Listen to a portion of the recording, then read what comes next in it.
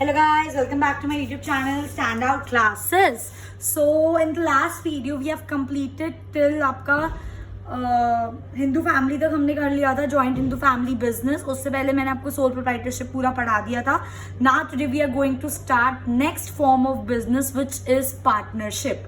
ठीक है, नाम से ही पता चल रहा है पार्टनरशिप, जिसके अंदर 3-4 मिनिमम दो से कितने भी ज्यादा हो सकते हैं वो भी हम पढ़ेंगे कि एक पार्टनरशिप में मिनिमम और मैक्सिमम लोग कितने होने चाहिए. बट मिनिमम 2 लोग जब मिलकर काम करते हैं, ठीक है, उसमें हम क्या बोलते हैं, उसको पार्टनरशिप. वैसे वो जॉइंट वेंचर में भी लोग मिलकर काम करते हैं, ठीक है, बट वो एक सेपरेट थिंग है. तो आप ये चीजें कंफ्यूज मत करना, ठीक है. तो हम स्टार्ट करते हैं पार्टनरशिप से. पार्टनरशिप आया कैसे? ठीक है, सबसे पहली चीज, जब हम सोल प्रोप्राइटरशिप पढ़ रहे थे, हमने उसके अंदर उसके जो लिमिटेशंस थे उसके अंदर ये पढ़ा था कि एक अकेला बंदा इतने सारे पैसे अरेंज नहीं कर सकता, यू नो, अपने बिजनेस को बढ़ाने के लिए. एट द सेम टाइम एक अकेला बंदा हर चीज में परफेक्ट नहीं हो सकता. वो एक चीज में परफेक्ट हो सकता है, 2 चीजों में परफेक्ट हो सकता है, पर हर चीज में परफेक्ट नहीं हो सकता. ठीक है, that is why because of lack of finance and managerial skills in a sole proprietorship हमारा कौन सा कॉन्सेप्ट आया? पार्टनरशिप का कॉन्सेप्ट आया. ठीक है, ये जो पार्टनरशिप का कॉन्सेप्ट आया, ये आया ही इसलिए क्योंकि जो हमारे सोल प्रोप्राइटरशिप के डिसएडवांटेजेस थे उनको कवर अप करने के लिए. बाय चांस आपके सोल प्रोप्राइटरशिप में डिसएडवांटेजेस नहीं होते तो हर दूसरा बंदा आजकल सोल प्रोप्राइटरशिप अपना खोल के बैठ जाता बिजनेस, समझ रहे हो. तो इसलिए due to disadvantages of sole proprietorship हमारा जो न्यू कॉन्सेप्ट आया वो आया पार्टनरशिप. अब पार्टनरशिप के अंदर क्या होता है? पार्टनरशिप क्यों आया? पार्टनरशिप इसलिए आया क्योंकि अगर आपको एक लार्ज स्केल बिजनेस खोलना है, ठीक है, अब एक अकेला बंदा उतना पैसा नहीं लगा सकता, तो लोगों ने सोचा क्यों ना 2-3 लोग मिलकर एक अपना बिजनेस खोलते हैं, तो आपकी जो इनिशियली इन्वेस्टमेंट स्टार्ट होगी वो भी लग जाएगी, है ना, वो भी लग जाएगी हम लोगों की जो हमारी इनिशियल इन्वेस्टमेंट होगी. एट द सेम टाइम एक बंदा, जैसे कि मैंने कहा, हर चीज में परफेक्ट नहीं हो सकता. अब जब एक बंदा आपका हर चीज में परफेक्ट नहीं हो सकता, तो जब 3-4 लोग मिलकर करेंगे तो कोई बंदा किसी चीज में परफेक्ट है, कोई बंदा मार्केटिंग में अच्छा है, कोई बंदा फाइनेंस में अच्छा है, कोई बंदा मैनेजमेंट में अच्छा है. तो आपको एक पार्टनरशिप में बहुत सारे फंड्स भी मिल जाते हैं, ग्रेटर इन्वेस्टमेंट भी मिल जाती है. At the same time you get variety of skills also. And at the same time इसका एक और बेनिफिट है, अगर एक बंदा अकेला अगर अपना बिजनेस खोल रहा है तो सारा रिस्क उसको उठाना पड़ रहा है, पर एक पार्टनरशिप में अगर कोई बंदा अपना बिजनेस खोल रहा है तो वो रिस्क सारे पार्टनर्स में क्या हो रहा है? डिवाइड हो रहा है. तो due to disadvantages of sole proprietorship हमारा न्यू कॉन्सेप्ट आया पार्टनरशिप, जिसके अंदर हमारी इन्वेस्टमेंट की प्रॉब्लम भी सॉल्व हो गई, हमारे वैरायटी स्किल्स की प्रॉब्लम भी सॉल्व हो गई, एंड हमारे शेयरिंग ऑफ रिस्क की प्रॉब्लम भी सॉल्व हो गई. ओके गाइस, आई होप इतना आपको समझ आ गया होगा. Now moving on. ठीक है, पार्टनरशिप होता क्या है? Partnership is the relation between the persons. Obviously बात है, more than 2 person, more than 1, minimum 2 person जब आपस में एक बिजनेस स्टार्ट कर रहे हैं अंडर अ कॉन्ट्रैक्ट. ये बहुत इंपॉर्टेंट है. पार्टनरशिप वहीं पर होगी जहां पे आपका एक लीगल कॉन्ट्रैक्ट होगा. अगर आपका लीगल कॉन्ट्रैक्ट नहीं है तो वहां पे पार्टनरशिप नहीं हो सकती. सो partnership is a relation between the person under a contract who agree to carry a lawful business. ये another important चीज है guys, who agree to carry a lawful business. पहली चीज मैंने क्या बताई? अगर कोई पार्टनरशिप होता है तो उसके अंदर क्या होना चाहिए? कॉन्ट्रैक्ट होना चाहिए उस पार्टनरशिप को स्टार्ट करने के लिए. सेकेंडली, जो वो बिजनेस होना चाहिए वो लॉफुल बिजनेस होना चाहिए. ये बहुत ज्यादा इंपॉर्टेंट चीजें हैं. इनके बिना अगर ये चीज आपकी एब्सेंट हुई ना तो इसका मतलब आपकी वो एक पार्टनरशिप नहीं है. बिना कॉन्ट्रैक्ट तो कोई पार्टनरशिप हो ही नहीं सकती. दूसरी बात, अगर सपोज करो एक पार्टनरशिप हो गई, स्टार्ट हो गई, कॉन्ट्रैक्ट है, बट वो ड्रग्स का बिजनेस कर रहे हैं या फिर वो कोई इलीगल बिजनेस कर रहे हैं, तब भी वो एक पार्टनरशिप नहीं मानी जाएगी. तो एक पार्टनरशिप वही पार्टनरशिप होती है जिसके अंदर कॉन्ट्रैक्ट होता है एंड सेकेंडली आप एक लॉफुल बिजनेस कर रहे हो. ठीक है, और आप किस लिए कर रहे हो? ऑब्वियसली बात है, प्राइवेट गेन के लिए, अर्निंग प्रॉफिट. हर पार्टनर को प्रॉफिट अर्न करना है, इसलिए वो एक पार्टनरशिप में आया है. सिंपल. ठीक है, सो इस वाली डेफिनेशन को मैंने जानबूझ के लिखा ताकि मैं आपको ये 2 चीजें बता सकूं कि एक पार्टनरशिप होने के लिए कॉन्ट्रैक्ट होना बहुत जरूरी है और बिजनेस का लॉफुल होना बहुत जरूरी है. ठीक है, मूविंग ऑन. अब एक्चुअल में जो डेफिनेशन हमें बताई गई है पार्टनरशिप की, according to Indian partnership act 1932, इन्होंने पार्टनरशिप को कैसे डिफाइन करा है? The relation between the person, it is a relation between the person who agree to share, जो शेयर करने को तैयार हैं क्या, profit and loss of the business. Profit होगा तो भी वो लोग शेयर करेंगे, लॉस होगा तो भी वो लोग शेयर करेंगे। So according to Indian partnership act 1932, the relation between the person who agree to share profit and loss, ठीक है, ऑफ द बिजनेस। अब ये चीज ना बहुत ध्यान से पढ़ेंगे और समझेंगे। कैरिड ऑन बाय ऑल और any one, them acting for all. फिर से बोल रही हूं मैं, कैरिड ऑन बाय ऑल और any one of them acting for all. कहने का मतलब क्या है, फॉर एग्जाम्पल एक पार्टनरशिप में 4 जने हैं, ठीक है। अब या तो चारों काम कर रहे हैं, जो चारों काम कर रहे हैं, देखो कैरिड ऑन बाय ऑल, चारों अपना अपना काम कर रहे हैं, और अगर ए ने कुछ करा, बी ने कुछ करा, सी ने कुछ करा, डी ने कुछ करा। फॉर एग्जाम्पल बी के कुछ करने से नुकसान हो गया तो भुगतान सबको करना पड़ेगा। समझ रहे हो मेरी बात? तो या तो चारों काम कर रहे हैं, तब भी वो चारों पे जो प्रॉफिट हो वो भी चारों का, जो लॉस हो वो भी चारों का। या फिर अगर एक जना काम कर रहा है और बाकी नहीं कर रहे, यहाँ पे लिखा है ना, और any one of them acting for all, जब एक जना बाकी सबके बिहाफ पर काम कर रहा है, तब भी जो भी रिजल्ट होगा, प्रॉफिट होगा वो भी चारों का होगा, लॉस होगा वो भी चारों का होगा। समझे मेरी बात? ठीक है। इसलिए अब अगर मैं कंबाइन करूं, पार्टनरशिप है क्या, पहली बात तो हम पार्टनरशिप क्यों लेकर आए, क्योंकि हमें ग्रेटर इन्वेस्टमेंट चाहिए थी जो हमारी पार्टनरशिप में सॉल्व हो गई, हमें वैरायटी ऑफ स्किल्स चाहिए थे जो कि हमारे पार्टनरशिप में सॉल्व हो गए, हमारा जो रिस्क शेयरिंग था वो भी हमारा पार्टनरशिप में सॉल्व हो गया। पार्टनरशिप एक तभी होता है जब आपका एक लीगल कॉन्ट्रैक्ट हो और आप एक लॉफुल बिजनेस कर रहे हो। So basically partnership is like a relation between the partners in which वो अग्री करते हैं to share their profit and losses. अब वो जो प्रॉफिट, वो लॉस कैसे भी हो सकता है, अगर सारे पार्टनर्स एक्ट कर रहे हैं, कैरिड ऑन बाय ऑल, सारे एक्ट कर रहे हैं, तो प्रॉफिट होगा तो भी चारों शेयर करेंगे, लॉस होगा तब भी सारे शेयर करेंगे। और any one acting for all, अगर सिर्फ एक बंदा सबके बिहाफ पर काम कर रहा है तब भी प्रॉफिट होगा तो सारे शेयर करेंगे, लॉस होगा तो सारे शेयर करेंगे। सो ये था हमारा पार्टनरशिप क्या होता है, उसकी डेफिनेशन। ठीक है गाइस, मूविंग ऑन। अब इसी चीज से हम निकालते हैं इसके फीचर्स। ठीक है, पार्टनरशिप के एक्चुअल में हमारे फीचर्स हैं क्या। सबसे पहला फॉर्मेशन, ये आपने नोटिस करा होगा, सोल प्रोप्राइटरशिप में भी हमारा पहला फीचर यही था, आपका जॉइंट हिंदू फैमिली बिजनेस में पहला फीचर यही था, और पार्टनरशिप में भी आपका पहला फीचर यही है। मतलब कॉमन है ये सब चीजें। फॉर्मेशन क्या होगी, फिर उसका रिस्क बेयरिंग क्या होगा, लायबिलिटी क्या होगी, और एक आधी थोड़ा different according to the definition. ठीक है, अब स्टार्ट करते हैं फीचर्स। ऑब्वियसली बात है, मैंने अभी आपको एक बात बताई, पार्टनरशिप तभी फॉर्म होगी when there is a legal contract. Contract बोलो या अग्रीमेंट बोलो, तो इट इज सबसे पहली चीज, it is govern by Indian partnership act 1932। Sole proprietorship है, किसी एक्ट के अंदर गवर्न नहीं है। जॉइंट हिंदू फैमिली है, it is govern under a act जो मैंने आपको अपनी लास्ट वीडियो में डिस्कस करा था आपके साथ। एंड पार्टनरशिप जो है, it is govern by Indian partnership act 1932। ये कब फॉर्म होगा, it is form through a legal formation. Legal formation of what, legal formation of agreement. Agreement कह लो या कॉन्ट्रैक्ट कह लो, एक ही बात है। अब इस अग्रीमेंट और कॉन्ट्रैक्ट के अंदर क्या लिखा होता है कि कितने पार्टनर हैं, कितना रेशियो में उन्होंने कैपिटल इन्वेस्ट करी है, कितना वो प्रॉफिट शेयर करेंगे, कितना वो लॉस शेयर करेंगे। ठीक है, तो बेसिकली डेट ऑफ ज्वाइनिंग, तो ये सारी कंडीशंस जो एक पार्टनरशिप में, एक अग्रीमेंट में जरूरी कंडीशन लिखी होती है। क्योंकि अगर आप एक भी कंडीशन नहीं लिखोगे ना कॉन्ट्रैक्ट के अंदर, तो कोई भी पार्टनर आपके ऊपर कल को लीगल केस कर सकता है कि भाई ये चीज कॉन्ट्रैक्ट के अंदर नहीं है। वर्बली चीजें नहीं चलती, एक रिटन प्रूफ होना चाहिए।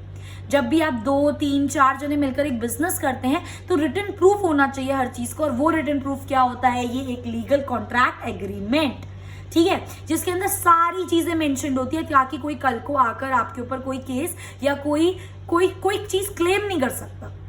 ठीक है, so it includes all the condition, जैसे प्रॉफिट शेयरिंग रेशियो कितना है। For example profit sharing ratio decide हुआ है 1:2। ठीक है, 2 पार्टनर्स हैं, 1:2 प्रॉफिट शेयरिंग रेशियो डिसाइड हुआ है। कल को एक पार्टनर ने बोल दिया नहीं भाई मेरा पूरा प्रॉफिट था, वैसे ऐसा होगा नहीं, पर जो भी रेशियो है ये रेशियो चेंज हो गया। नहीं, कल को एक पार्टनर ने बोल दिया भाई 2:1 था। अब ये कौन बताएगा 1:2 था या 2:1 था, किसकी बात पे विश्वास करे। इसलिए लीगल कॉन्ट्रैक्ट होता है, उसके अंदर मेंशन जो होगा वही लीगली चीज सही होगी। ठीक है, so it is form when there is a legal contract. ठीक है, अब इसके बाद एक आता है इफ फॉर्मेशन के अंदर एक टॉपिक था गाइस यहाँ पे, रीपेमेंट ऑफ डेट। डेट का मतलब क्या होता है? उधार। कि अगर कोई किसी बिजनेस में उधार ले रखा है तो उसका रीपेमेंट कैसे होगा? दो तरीके से हो सकता है, या तो जॉइंटली सब मिलकर अपना जो उधार है वो चुका रहे हैं। बट एक बात याद रखना, जो बंदा जितना उतने ही पैसे उधार के चुकाने के लिए देगा जितना उसने कैपिटल कंट्रीब्यूट करा है। इसका मतलब क्या हो गया? Limited liability. इसका मतलब क्या हो गया? Limited liability. समझे मेरी बात? ये कॉन्सेप्ट मैंने आपको डिटेल में सिखाया था पिछली वीडियो में। लिमिटेड लाइबिलिटी और अनलिमिटेड लाइबिलिटी क्या होता है? लिमिटेड लाइबिलिटी का मतलब होता है कि जब हमें उधार अपना वापस रीपे करना है, अपना लोन वापस रीपेमेंट हमें उसकी करनी है, बट कितने एक्सटेंट तक करनी है? जितना हमने कैपिटल कंट्रीब्यूट करा है उतने एक्सटेंट तक हम लोगों को करनी। तो वो जॉइंटली मिलकर भी कर सकते हैं, और बाय चांस अगर एक बंदा कर रहा है, one is doing on behalf of everyone, एक बंदा से रीपेमेंट कर रहा है, तो वो बाद में अपने पार्टनर्स से वो जो पैसा जितना उनका शेयर का बनता था वो ले सकता है।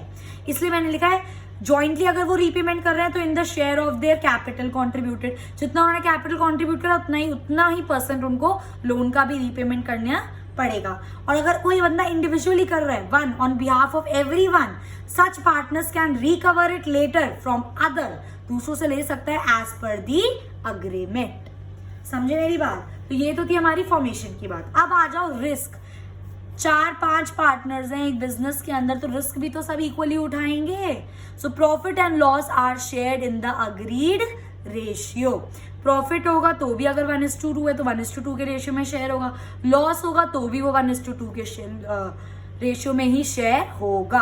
रिस्क का मतलब मैंने आपको बहुत डिटेल में बताया हुआ है अपने इकोनॉमिक्स की वीडियोस में, ठीक है। रिस्क का मतलब होता है कोई अनफेवरेबल कंडीशन जिससे हमें लॉस हो जाए, मतलब कोई ऐसी कंडीशन, कोई ऐसी सिचुएशन जो हम नहीं चाहते हो पर वो हो गई और उससे लॉस हो गया, तो उसका रिस्क कौन बियर करेगा? सारे पार्टनर बियर करेंगे on the basis of agreed ratio जो आपका अग्रीमेंट में मेंशन होगा।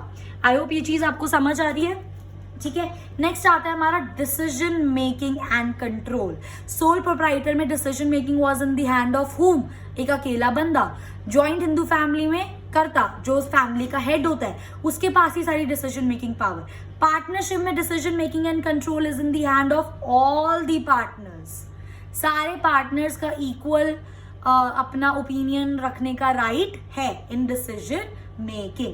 So responsibility of decision making is shared by all the partners and then mutually decisions are taken. जब सब लोग अग्री करेंगे तभी वो डिसीजन लिया जाएगा। अगर कोई भी एक पार्टनर मना कर दे तब वो डिसीजन आप अप्रूव नहीं कर सकते। वही डिसीजन अप्रूव होंगे जिसमें सब पार्टनर्स अग्री करेंगे, क्योंकि सारे पार्टनर्स प्रॉफिट भी इक्वली शेयर कर रहे हैं, लॉस भी इक्वली शेयर कर रहे हैं, कैपिटल सब अपने हिसाब से कंट्रीब्यूट कर रहे हैं, ठीक है। तो डिसीजन मेकिंग पावर भी सबको मिलेगी। क्लियर? मूविंग ऑन, ठीक है। नेक्स्ट आता है कॉन्टिन्यूटी। ध्यान से समझना क्या होता है कॉन्टिन्यूटी में। अब मैं एक बहुत इंपॉर्टेंट कॉन्सेप्ट आपको यहाँ पर बताने वाली हूँ। सबसे पहली चीज तो पार्टनरशिप में there is lack of continuity.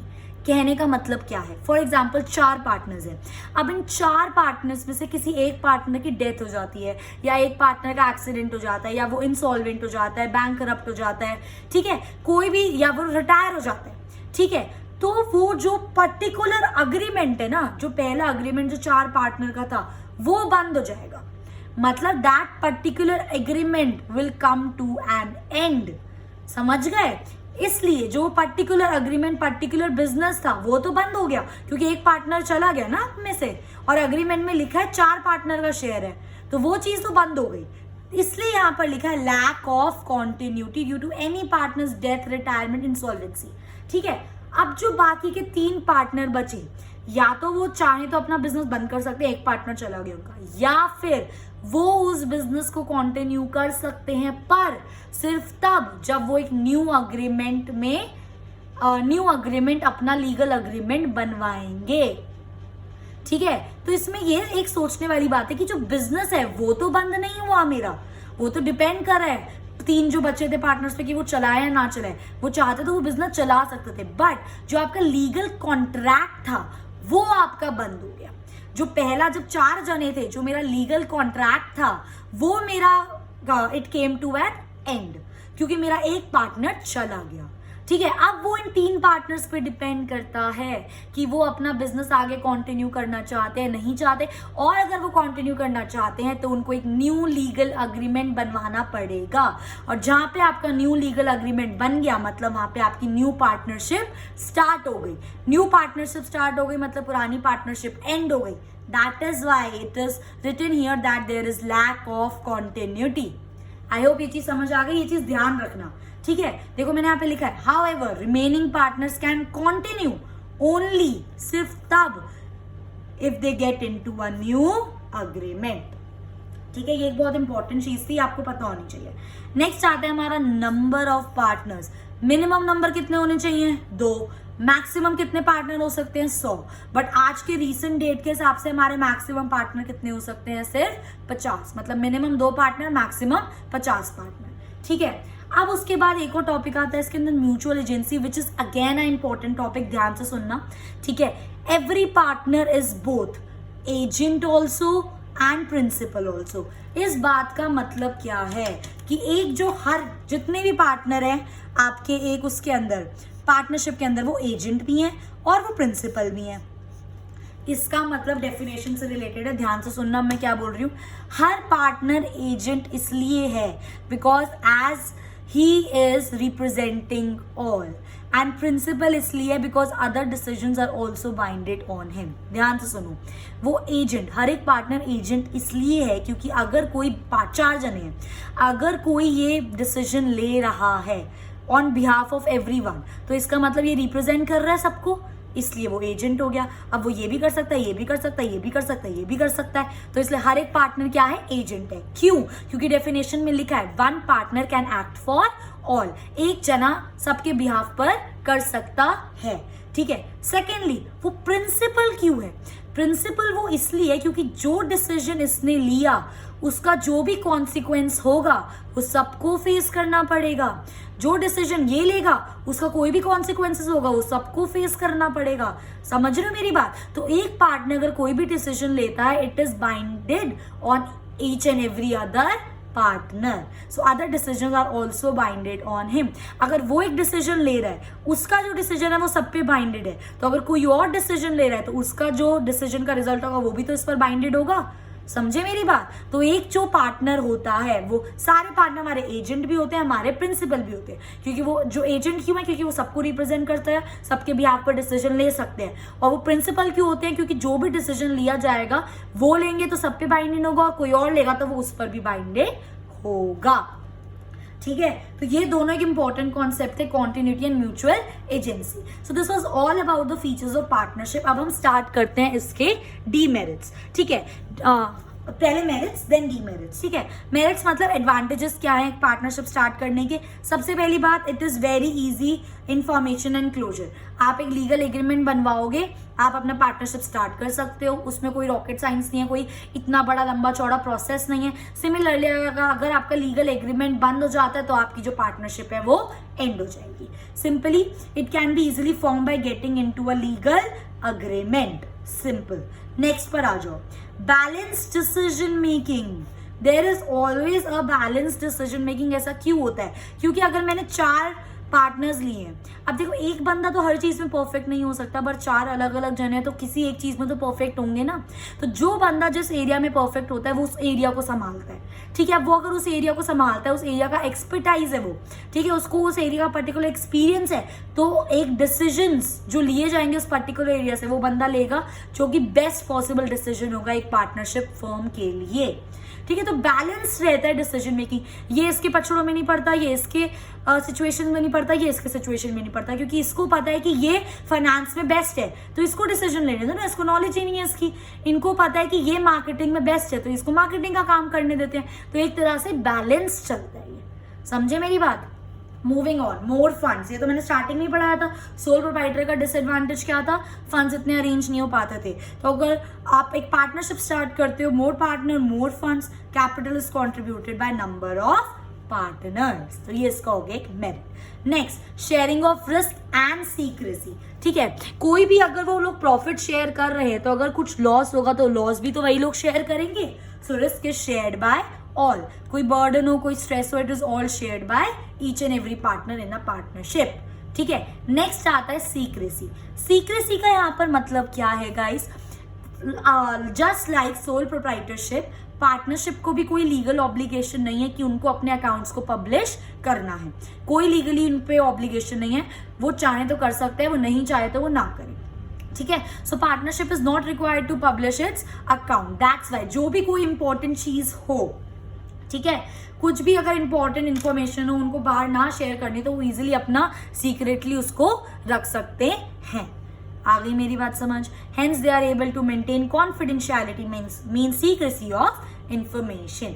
जहां पे आपके ये पब्लिश हो गए अकाउंट्स, वहां पे आपका खुला चिट्ठा आपकी पूरी कंपनी का लोगों के सामने आ जाता है, ठीक है। उसमें आपको इन्फॉर्मेशन सीक्रेट नहीं रख सकते, पर इसके अंदर क्योंकि उनको अकाउंट्स पब्लिश नहीं करने तो वो सीक्रेसी मेंटेन कर रख सकते हैं। आगे आ जाओ, अब आते हैं इसके डीमेरिट्स। सबसे पहली चीज होती है इसकी अनलिमिटेड लाइबिलिटी। क्या होता है इसका डीमेरिट? अनलिमिटेड लाइबिलिटी, ठीक है। अनलिमिटेड लाइबिलिटी का मतलब क्या होता है? वो होता है, डिपेंड करता है लिमिटेड लाइबिलिटी अनलिमिटेड लाइबिलिटी किस हिसाब से है, किस हिसाब से आपके अग्रीमेंट में, ठीक है। तो यूजुअली पार्टनरशिप की क्या होती है? अनलिमिटेड लाइबिलिटी होती है। ऐसा नहीं होता लिमिटेड नहीं होती, लिमिटेड भी होती है, बट वो डिपेंड करता है। मैं अगेन बोल रही हूँ, चीज सिचुएशन पे डिपेंड करती है, ठीक है। अनलिमिटेड लाइबिलिटी का मतलब मैं ऑलरेडी डिस्कस कर चुकी हूँ, when people have to sell their personal assets for repayment of the loan और डेट, ठीक है। So they have to sell their personal assets to repay the debt, ठीक है। That is the meaning of unlimited liability. अगर कोई भी एक जना अपने पर्सनल असेट बेचकर भी नहीं पे कर पाया अपने हिस्से का डेट, तो बाकी पार्टनर्स को उसका भुगतान करना पड़ेगा। This is the biggest disadvantage of a partnership firm. So in case one partner is fail to pay, other has to repay it. I hope ये चीज क्लियर हो गई होगी। आगे आ जाओ, नेक्स्ट आता है हमारे पास लिमिटेड रिसोर्सेज। अभी आप बोलोगे मैम ने यहाँ पर बताया कि हमारे पास जितने सारे पार्टनर्स होते हैं उतने अच्छे हमारे पास रिसोर्सेज फंड्स अवेलेबल होते हैं, बट भाई ये भी तो देखो लिमिटेड रिसोर्सेज, क्योंकि यहाँ पे लिमिट हो गया, सिर्फ 50 मैक्सिमम हो सकते हैं, 2 मिनिमम हो सकते हैं, उसके बाद अगर आपको एक्सपैंड करना हो तब कहाँ से आएंगे रिसोर्सेज?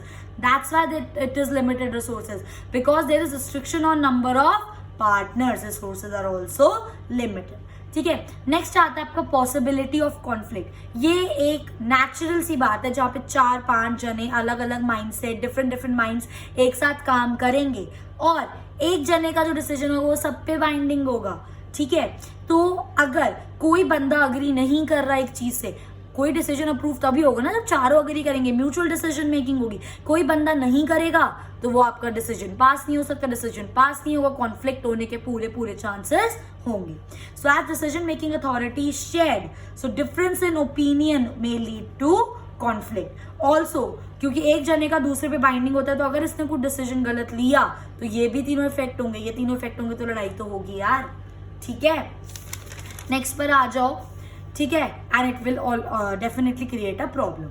नेक्स्ट आता है आपका लैक ऑफ कॉन्टिन्यूटी। ये चीज मैंने आपको अब भी समझाई थी, इसलिए मैंने यहाँ पे लिखा है same as continuity of features, क्योंकि अगर आपका किसी एक बंदे को कुछ हो जाता है तो आपकी वो वाली पार्टनरशिप बंद हो जाएगी, इसलिए यहाँ पे लैक ऑफ कॉन्टिन्यूटी है।